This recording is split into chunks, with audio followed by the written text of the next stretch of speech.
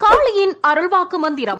பில்லி, சூனியம், ஏவல், செய்வினை கோளாறு, குடும்ப பிரச்சனை, தொழில் பிரச்சனை, கணவன் மனைவி பிரச்சனை, கணவன் மனைவி வசியம், குழந்தையின்மை, பேய், முனி கோளாறு, மார்பக புற்றுநோய், கர்ப்பப்பை புற்றுநோய், மஞ்சள் காமாலை, சர்க்கரை நோய் போன்ற நோய்கள் காளியின் அருளால் முழுமையாக தீர்க்கப்படும். மேலும் பௌர்ணமி, அமாவாசை நாட்களில் அக்கினி சட்டி எடுத்தல், சிறப்பு யாக பூஜைகள் மற்றும் மாதந்தோறும் கிடா வெட்டு நடை. வணக்கம். நாம இன்றைய பதிவில் பார்க்க இருப்பது ஏவலை விளக்கக்கூடிய மயான பூஜை முறை பத்தி தான் நாம பார்க்க போறோம். நாம வீடியோக்குள்ள போறதுக்கு முன்னாடி காளி மாந்திரிகம் யூடியூப் சேனலை சப்ஸ்கிரைப் பண்ணாதவங்க சப்ஸ்கிரைப் பண்ணிக்கங்க. கூடவே வரக்கூடிய பெல் பட்டனை கிளிக் பண்ணுங்க. அப்பதான் நான் போடக்கூடிய ஒவ்வொரு விதமான மாந்திரிக தகவல்களும் உங்களுக்கு உடனுக்குடன நோட்டிபிகேஷனா வரும். வாங்க இப்போ வீடியோக்குள்ள போகலாம். அதாவது ஒருவருக்கு ஏவல் பண்ணியிருக்கிறாங்க அப்படின்னா, அதாவது அவங்களுடைய எதிரி மூலமாக அல்லது வேறு மூலமாகவோ அவங்களுக்கு ஏவல் தாக்கப்பட்டுருச்சு அப்படின்னா, அந்த ஏவலை முழுமையாக சரி செய்யக்கூடிய முறைகள் பத்தி இப்ப நம்ம பார்ப்போம். இந்த முறைகள் அப்படின்றது ஒரு சிலர்லாம் கேட்பாங்க, ஐயா ஏவல் இருக்கிறது தாய்த்தோ அல்லது எந்திரமோ வைத்தாலே சரியாகுமா அப்படின்னு கேட்டுக்கிறாங்க. அதாவது தாய்த்து அல்லது எந்திரங்கள் கொடுக்கறது அல்லது விபூதி போடுறதுன்னு பாத்தீங்கன்னா அது முறையானது அல்ல அப்படின்னு பாத்தீங்கன்னா, ஏவல் அப்படிங்கிறது ஒருவரை இருந்து அவர்களுடைய இன்பம் துன்பம் இன்பத்தை நீக்கி துன்பத்தை கொடுக்கக்கூடிய ஒரு ஏவலா இருக்கும். அதே போல அவங்களுடைய இவர்கள் மட்டும் கிடையாது, அதாவது யாருக்கு ஏவல் பாதிக்கப்பட்டிருக்காங்களோ அவங்களுக்கு மட்டும் இல்லாமல் அவங்களுடைய குடும்பத்தையே பாதிக்கக்கூடிய அளவுக்கு அந்த ஏவல் இருக்கும். அப்போ அப்படி இருக்க ஏவலுக்கு நாம விபூதியோ அல்லது தாய்த்தோ கொடுத்தா சரியாகாது. சரியாகும் அப்படின்னாக்க ஒரு 5% அல்லது 10% தான் அவங்களுக்கு கிளியர் ஆகும். மற்றபடி அவங்களுக்கு இருக்கக்கூடிய பிரச்சனைகள் இருந்து கொண்டேதான் இருக்கும். அப்போ ஒரு ஏவலை நம்ம விளக்கணும் அப்படின்னாக்க அதுக்கு முறையான பூஜை செய்யணும். முறையான பூஜை செஞ்சு அந்த ஏவலை நம்ம அவங்க கிட்ட இருந்து எடுத்து அதை முறைப்படி பஸ்பம் பண்ணால் மட்டுமே தான் அவங்களுக்கு இருக்கக்கூடிய பிரச்சனைகள் நீங்கி அவர்களுடைய முந்தைய வாழ்வு நிலை அவங்களுக்கு அடைய முடியும். அதாவது ஏவலுக்கு பிறகு இருக்கக்கூடிய நிலைமையும் ஏவலுக்கு முன்னாடி இருக்கக்கூடிய நிலைமைக்கும் மாற முடியும். அப்படி முறையான பூஜை செய்தால் மட்டுமே ஏவல் இருந்து காப்பாற்றி அவங்களுடைய நிலையை தெளிவாக இருக்க முடியும். அப்போ அதை சரி செய்வதற்கு என்ன செய்யணும் அப்படின்னா, கண்டிப்பா நாம அதற்கு உண்டான பூஜை செய்யணும். எல்லா ஏவலுக்கும் எல்லா விதமான பூஜை செய்தால் கட்டுப்படுத்த முடியாது. ஒவ்வொரு விதமான ஏவலுக்கும் ஒவ்வொரு விதமான பூஜைகள் செய்யணும். இப்ப நான் சொல்ல போறது பாத்தீங்கன்னாக்க மயானத்துல செய்யக்கூடிய ஏவலை சரி செய்யக்கூடிய ஒரு பூஜை முறை. இதற்கு முந்தைய வீடியோல நீங்க பார்த்திருந்தீங்க அல்லவா, அதற்கு உண்டான முழுமையான விளக்கமும் நான் இப்ப இதுல கொடுக்கறேன். ஒருவருக்கு ஏவல் பாதிக்கப்பட்டுட்டாங்க, அவங்களை நீங்க சரி செய்யணும் அப்படின்னாக்க முதல்ல சின்ன ஒரு பூஜை பண்ணுவீங்க. அந்த பூஜையில அதை கட்டுப்படுத்த முடியல அப்படின்ற பட்சத்துல என்ன செய்யணும், நாம மயானத்துல பூஜை செய்ய ஆரம்பிக்கணும். மயானத்துல பூஜை செஞ்சோம் அப்படின்னாக்க எப்பேற்பட்ட செய்வினை, பில்லி, சூனியம், ஏவல்ல பாதிக்கப்பட்டிருந்தாலும் அவங்கள நாம குணப்படுத்தலாம். அப்போ நம்ம மயான பூஜைக்கு போகணும் அப்படின்னாக்க மயான பூஜை செய்யும் பொழுது நமக்கு எந்த காளி வேணும் பார்த்தீங்கன்னாக்கா மயான காளி நமக்கு கண்டிப்பா வசியம் செஞ்சிருக்கணும். இப்போ இருக்கக்கூடிய மாந்திரிகர்கள் அனைவரும் பார்த்தீங்கன்னா கண்டிப்பா ஆளுக்கு ஒரு காளியை வசியப்படுத்தி வச்சிருப்பாங்க. அதுலயும் மயான காளியை வசியப்படுத்தி செய்யறது ரொம்ப ஒரு அற்புதமான ஒரு விஷயம். மயான பூஜையில நம்ம செய்யும் பொழுது நமக்கு கண்டிப்பா மயான தேவியோ அல்லது அங்காளியோ நமக்கு துணை இருந்தால் மட்டுமே நாம மயான பூஜை செய்யக்கூடிய பூஜைகள் எல்லாமே, மயானத்துல செய்யக்கூடிய பூஜைகள் எல்லாமே நமக்கு பலிதமாகும். அப்போ நாம மயானத்துல பூஜை செய்யணும் அப்படின்னாக்க முதல்ல நாம அங்காளி அல்லது மயான காளியை வசியம் பண்ணி இருக்கணும். அதுக்கு அடுத்ததை பார்த்தீங்கன்னாக்க நமக்கு முறையான பூஜை செய்யக்கூடிய விதிமுறைகள் தெரிஞ்சிருக்கணும். அப்போ நம்ம பூஜைக்கு தயாராகிட்டோம், மயானத்துல வச்சு பூஜை பண்ண போறோம் அப்படின்னு பாத்தீங்கன்னா நாம அதற்குன்னு உண்டான ஒரு இடம் ஒதுக்கணும். பொதுவா ஒவ்வொரு மாந்திரிகரும் ஒவ்வொருவருக்கும் தேவையான ஒரு இடத்தை ஒதுக்கி வச்சிருப்பாங்க. அது எங்கன்னு பார்த்தீங்கன்னாக்கா மயானத்துல அவங்களுக்கு எந்த இடம் ஏதுவாக இருக்குமோ அந்த இடத்தை தயார் பண்ணி வச்சிருப்பாங்க. அதே போல இந்த மயானத்துல பூஜை பண்ணக்கூடியவங்க எப்படி செய்யணும்னு பாத்தீங்கன்னா, அவங்களுக்கு பூஜை செய்யக்கூடிய இடம்னு தனியா ஒதுக்கிடணும். அந்த பூஜை செய்யறதுக்கு இடத்துக்கு முன்னாடி அந்த இடத்துலயே பாத்தீங்கன்னா ஒரு சிலை ஒண்ணு இருக்கணும். சிலையை வச்சுக்கலாம், அல்லது சிலை வைக்க முடியாதவங்க ஒரு கல்லை எடுத்து வச்சு கூட இதுதான் இந்த மயான காளி அல்லது அங்காளி அப்படின்னு சொல்லி அவங்க அதுக்கு உரு கொடுத்து பூஜை பண்ணி அதை உயிர் உண்டாக்கி வச்சிருக்கணும். அப்பதான் ஒரு மயான பூஜை செய்ய போகும் பொழுது அவங்களுக்கு எந்த ஒரு வேலை செய்தாலுமே அதை நிவர்த்தி பண்ணி கொடுக்கக்கூடிய ஒரு சக்தி இருக்கும். அதுக்கு அடுத்தது கட்டு மந்திரம் தெரிஞ்சிருக்கணும். பொதுவா அவங்களுக்கு மயான பூஜைக்கு போயிட்டாலே கண்டிப்பா உடல் கட்டு அவசியம். அதே போல பூஜைக்கு வரக்கூடியவங்களுக்கு பாதுகாப்பு கட்டுப்படன்றது ரொம்ப அவசியம். அது போக எதிரி மாந்திரிகர்களால் தாக்க முடியாத அளவுக்கு கட்டு போட்டுக்கிறது ரொம்ப அவசியம். இந்த மாதிரியான நிலை கண்டிப்பா இருக்கணும். அதாவது அனைத்து விதமான கட்டு மந்திரங்களும் உங்களுக்கு தெரிஞ்சிருக்கணும்.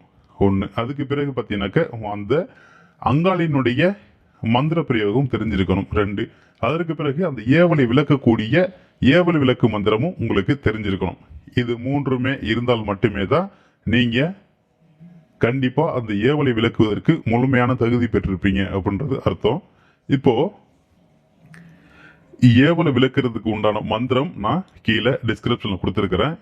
தேவைப்படக்கூடியவங்க எடுத்து அதை சித்தி பண்ணி கண்டிப்பா உங்களுடைய ஏவல் விளக்கு பூஜைக்கு நீங்க கண்டிப்பா பயன்படுத்தலாம். ஏவல் விளக்கு பூஜை அப்படின்னாக்க ஏவலை நீங்க சரி செய்வதற்கு உண்டான பூஜை பயன்படுத்தும் பொழுது ஒருவருக்கு நீங்க இந்த மந்திரத்தை பிரயோகம் பண்ணும் பொழுது பார்த்தீங்கன்னா அவங்களுக்கு இருக்கக்கூடிய அந்த ஏவல் அவங்கள விட்டு விலகும். அதே போல அங்காளிய வசியம் பண்ணக்கூடியவங்களுக்கு அங்காளியுடைய வசிய முறை, அதாவது வசியத்திற்கு உண்டான மந்திரமும் கீழே டிஸ்கிரிப்ஷன்ல கொடுத்துருக்கிறேன். தேவைப்படக்கூடியவங்க எடுத்து அங்காளி வசியம் பண்ணிக்கோங்க. அதே போல மயான காளி வசியப்படுத்திக்கிறேன், எனக்கு மயான காளி தான் ரொம்ப இஷ்டம், நான் மயான களி வச்சு நான் வழிபடுறேன் அப்படின்னு விருப்பம் உள்ளவங்களுக்கும் மயான களியினுடைய மந்திரம் கீழே டிஸ்கிரிப்ஷன்ல கொடுத்துருக்கிறேன். தேவைப்படக்கூடியவங்க எடுத்து மயான களியுடைய வசிய முறையை பயன்படுத்துங்க. இப்போ நீங்க ஒவ்வொருவரும் ஒவ்வொரு காளி வசிப்படுத்தி வச்சிருப்பீங்க. இந்த பூஜைக்கு நீ தயார் பண்ண போறீங்க. இப்போ என்ன செய்யணும்னு பாத்தீங்கன்னா, பொதுவாக இந்த மயான பூஜை செய்யும் பொழுது ஒரு சில பொருட்கள் நமக்கு தேவைப்படும். அதாவது பூஜைக்கு தேவைப்படக்கூடிய பொருள் அவல், பொரி, கடலை, பத்தி, சூட, சாம்பிராணி, ஏதாவது அசைவ பொருள், சாராயம். இது நைவேத்தியத்துக்கு கண்டிப்பா தேவைப்படக்கூடிய ஒரு பொருள். அதுக்கு பிறகு பார்த்தீங்கன்னாக்கா நீங்க பூஜை செய்யறதுக்கு என்னென்ன விஷயங்கள் வேணும் அப்படின்னு பார்த்தீங்கன்னா, கண்டிப்பா மயான பூஜைக்கு ஐங்குல தைலமோ அல்லது ஐங்குல மையோ வேணும். அதுக்கு பிறகு பார்த்தீங்கன்னாக்க கலசம் வைப்பதற்கு ஒரு 5 அல்லது 7 கலசம் கண்டிப்பாக வேணும். அதற்கு பிறகு பார்த்தீங்கன்னா ஒரு 11 எலுமிச்சங்கனி வேணும். அதுக்கு அடுத்ததாக பார்த்தீங்கன்னாக்க 2 முட்டையோ அல்லது 4 முட்டையோ அல்லது 11 முட்டையோ வச்சு நீங்க பூஜை செய்யலாம். அதுக்கு அடுத்ததா பாத்தீங்கன்னாக்க கண்டிப்பா ஒரு பாவை போடணும். 2 பாவை போடுறது ரொம்ப நல்லது. ஏவல் பாவையும் போடணும், நார்மல் பாவையும் போடணும். அப்படி போட்டு அவங்க கிட்ட இருந்து இருக்கக்கூடிய ஏவலை அந்த பாவையில இறக்கி அந்த பாவையை எடுத்து நீங்க என்ன செய்யணும் அப்படின்னா, இந்த பூஜை முடிஞ்சதுக்கு பிறகு அந்த பாவையை எடுத்து அந்த பாவைக்கு கட்டு மந்திரம் போட்டு அந்த கட்டு மந்திரம் போட்டதுக்கு பிறகு அந்த பாவையை எடுத்து நீங்க எரிக்கணும். இந்த மாதிரி விஷயங்கள் நீங்க பண்ணணும். இப்போ நம்ம ஒன்னொன்னா நான் சொல்லி வர்றேன். பூஜை செய்யறதுக்கு உண்டான முறையை இப்ப நான் சொல்றேன். இப்போ நீங்க இது எல்லாமே பூஜை செய்வதற்கு உண்டான பொருள் நீங்க எல்லாமே தயார் பண்ணி வச்சுட்டீங்க. இப்போ நம்ம பூஜை ஆரம்பிக்கணும் அப்படின்னா, இதுக்கு முன்னாடி நான் வீடியோல கொடுத்திருக்க மாதிரி நீங்க ஒரு அச்சாரம் போடலாம். அந்த அச்சாரம் வரைஞ்சு அதற்கு 4 மூலையிலும் பாத்தீங்கன்னா நீங்க என்ன செய்யணும்னா, ஒரு வாழை இலை விரிச்சோ அல்லது இலை கிடைக்காதவங்க பாக்கு மட்டை வச்சோ நீங்க இந்த கலசத்தை வைக்கலாம். பாக்கு மட்டை வச்சு அல்லது வாழையில விரிச்சு அதுல கொஞ்சம் நீங்க என்ன பண்ணணும்னா பச்சரிசி கொட்டி, பச்சரிசி நீங்க மஞ்சள் கலந்த அரிசி வைப்பது பார்த்தீங்கன்னா ரொம்ப நல்லது. மஞ்சள் இல்லாம நீங்க வெறுமன அரிசி மட்டும் வைக்கிறது அப்படின்னாலும் வைக்கலாம், பிரச்சனை கிடையாது.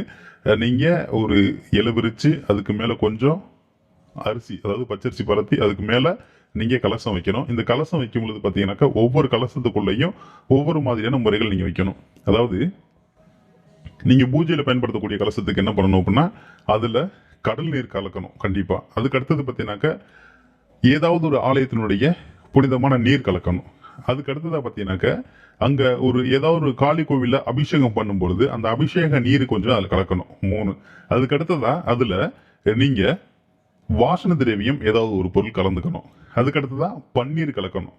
அதுக்கு அடுத்ததா நீங்க ஜவ்வாது வைக்கணும். அதுக்கு அடுத்ததா நீங்க மஞ்சத்தூள் கொட்டணும். மொத்தம் 7 பொருள் அதுல கலந்து நீங்க அதுக்கு மேல என்ன செய்யணும் அப்படின்னா, தேங்காய் வைத்து அதற்கு மேல நீங்க வேப்பங்கொத்தோ அல்லது மா இலையோ வச்சு நீங்க கலசம் வைக்கலாம். அந்த கலச சட்டியில கண்டிப்பா நீங்க நூல் சுத்தி இருக்கணும். வெள்ளை கலர் நூல் சுத்தி இருக்கலாம், அப்படி இல்லைன்னா மஞ்சள் சுத்தணும், அப்படி இல்லைன்னா சிகப்பு சுத்தணும். இந்த 3 கலர் மட்டுமே தான் சுத்தணும், வேற கலர்கள் சுத்திடக்கூடாது. அதுக்கு அடுத்து பாத்தீங்கன்னா இதே மாதிரி 4 கலசங்களையும் நீங்க வச்சுக்கணும். அல்லது எத்தனை கலசம் நீங்க தயார் பண்ணி வைக்கிறீங்களோ ஒவ்வொரு பூஜைக்கும் ஒவ்வொரு விதமான கலசம் வைக்கணும். இந்த பூஜைக்கு அதாவது ஒரு நார்மலா ஒருவருக்கு ஏவல் இருக்கு, ஒரு குறிப்பிட்ட வயது குறிப்பிட்ட நாட்கள் தான் ஆகுது அந்த ஏவல் அவர்களை தாக்கி அப்படின்னாக்க நீங்க கண்டிப்பா ஒரு சின்ன சின்ன பூஜை பண்ணாலே போதும். அதுக்கு அடுத்ததா பாத்தீங்கன்னா அந்த சிலைக்கு முன்னாடி ஒரு கலசம் வைப்பீங்க. அந்த கலசத்துல நிறைய விஷயங்கள் வைக்கணும். அந்த கலசம் வந்து வாசன திரவியம் உள்ள பொருள் அவ்வளோ ஃபர்ஸ்ட் வைக்கணும். அதுக்கு பிறகு நான் சொன்னது போல அந்த 7 பொருளும் வைக்கணும். 7 பொருளும் வச்சதுக்கு பிறகு என்ன செய்யணும் அப்படின்னா, காளிக்கு பலி கொடுக்கக்கூடிய ரத்தம் அதுல கொஞ்சம் நீங்க ஊத்திடணும். ரத்தம் ஊத்தி தான் வைக்கணும். இதுதான் ரொம்ப ஒரு சூட்சமமான முறை. அதாவது கலசம் கட்டுறது பெருசு கிடையாது. அந்த கலசம் வைக்கும் பொழுதே அதுல ஒரு கோழி அறுத்து நீங்க காவு கொடுத்து தான் வைக்கணும். அப்படி வச்சீங்க அப்படின்னாக்க நீங்க கூப்பிடக்கூடிய காளி மிக விரைவில் அந்த இடத்துல வந்து நிற்பாள். அப்போ அந்த மாதிரி வச்சுட்டு நீங்க அந்த பையனை கூப்பிட்டு அந்த அச்சத்துல உட்கார வச்சு நீங்க செய்ய வேண்டிய பரிகார முறைகள் செய்யணும். நிறைய மாந்திரிகர்களுக்கு பரிகாரங்கள் தெரியும். அந்த பரிகாரங்கள் செய்யணும். நீங்க பரிகாரம் எந்த முறையில செஞ்சாலும் சரி, நீங்க செய்யக்கூடிய பரிகாரத்திற்கு நான் கொடுத்திருக்கக்கூடிய கீழே இருக்கக்கூடிய இந்த மந்திரத்தை நீங்க பிரயோகம் பண்ணால் போதும். அவனுடைய உடல்ல இருக்கக்கூடிய அந்த துர் தேவதையோ அல்லது ஏவலோ என்ன செய்யும் அப்படின்னாக்க இந்த பாவைக்கு வந்துடும். இந்த பாவைக்கு வரும் பொழுது அவனுடைய உடல் முழுவதும் எந்த ஒரு துஷ்டத்தலும் பாதிக்கப்பட்டிருந்தாலும் அந்த துஷ்டமானது விலகி அந்த பாவைக்கு வந்துடும். பாவைக்கு வந்ததுக்கு பிறகு என்ன செய்யணும் அப்படின்னா, நீங்க பரிகாரம் பண்ணி முடிச்சதுக்கு அப்புறம் அந்த பாவையை எடுத்து நீங்க ஒரே மரத்து விறகுல எரிக்கணும். எரிச்சது பிறகு அவனுக்கு இருக்கக்கூடிய அந்த ஏவல்கள் விலகி அந்த ஏவல் என்னது அந்த நெருப்புல எரிஞ்சிடும். இது எரிக்கும் பொழுது நீங்க என்ன பண்ணணும் பார்த்தீங்கன்னா, உங்களுடைய மனது ஒருநிலை இருந்து அந்த எரிக்கக்கூடிய பாவைக்கு நீங்க மந்திர பிரயோகம் கொடுக்கணும். என்ன கொடுக்கணும் அப்படின்னாக்க, இந்த ஏவலை விளக்கக்கூடிய இந்த மந்திரத்தை நீங்க ஒரு 1008 தடவை சொன்னதுக்கு பிறகுதான் நீங்க அந்த நெருப்புல போட்டு எரிக்கணும். எரிக்கும் பொழுது பார்த்தீங்கன்னா அதற்கு நீங்க வேப்பெண்ணெய் ஊத்தி அதை எரிக்கணும். அப்படி எரிக்கும் பட்சத்துல பார்த்தீங்கன்னா உங்களுக்கு இருக்கக்கூடிய அனைத்து விதமான ஏவல்களை நீங்கி முழுமையா குணமடைஞ்சிடும். இந்த ஏவல் பண்றது பார்த்தீங்கன்னா எந்த நிலை அப்படிங்கிறது ஒரு சிலர்லாம் பார்த்தீங்கன்னா ஏவல் பண்றாங்க அப்படின்னா அவங்களுடைய நிலையை மறந்துடுவாங்க. தான் எந்த நிலையில இருக்கிறோன்றது தெரியாது. அதாவது சுறுசுறுப்பா இருக்க மாட்டாங்க, நல்ல ஒரு பேச்சுவார்த்தை இருக்காது, மந்த நிலையில இருப்பாங்க, யார்கிட்ட பேசுறோம் என்ன பேசுறோம் அப்படின்ற எந்த ஒரு விஷயமே தெரியாது அவங்களுக்கு. அப்படிப்பட்டவங்களுக்கு சின்ன சின்ன பூஜை பண்ணலாம். இந்த மாதிரி விஷயங்கள் செஞ்சு நீங்க சரி பண்ணிக்கலாம். இந்த வீடியோ பதிவு இது என்னன்னு பார்த்தீங்கன்னாக்கா, முன்ன போட்டிருந்த அதாவது இதுக்கு முன்னாடி கொடுத்திருந்த பதிவனுடைய தொடக்கம் தான் இது, அதாவது முடிவு தான் இது. அதுல வந்து முழுமையான பதிவு கொடுக்க முடியல. அதனால நான் தனியா வீடியோ போட்டு உங்களுக்காக விளக்கம் கொடுத்திருக்கிறேன். அடுத்தடுத்து வரக்கூடிய பதிவுல இன்னும் விளக்கங்கள் முழுமையாக நான் தர்றேன். தொடர்ந்து காளி மாந்திரிகம் யூடியூப் சேனல்ல லைக் பண்ணுங்க, ஷேர் பண்ணுங்க, சப்ஸ்கிரைப் பண்ணுங்க. கூடவே வரக்கூடிய பெல் பட்டனை கிளிக் பண்ணுங்க. அப்பதான் நான் போடக்கூடிய ஒவ்வொரு விதமான மாந்திரிக தகவல்களும் உங்களுக்கு உடனுக்குடன் நோட்டிபிகேஷனா வரும். மேலும் ஒரு நல்ல ஒரு ஆன்மீக தகவலுடன் உங்களை சந்திக்கிறேன். நன்றி, வணக்கம்.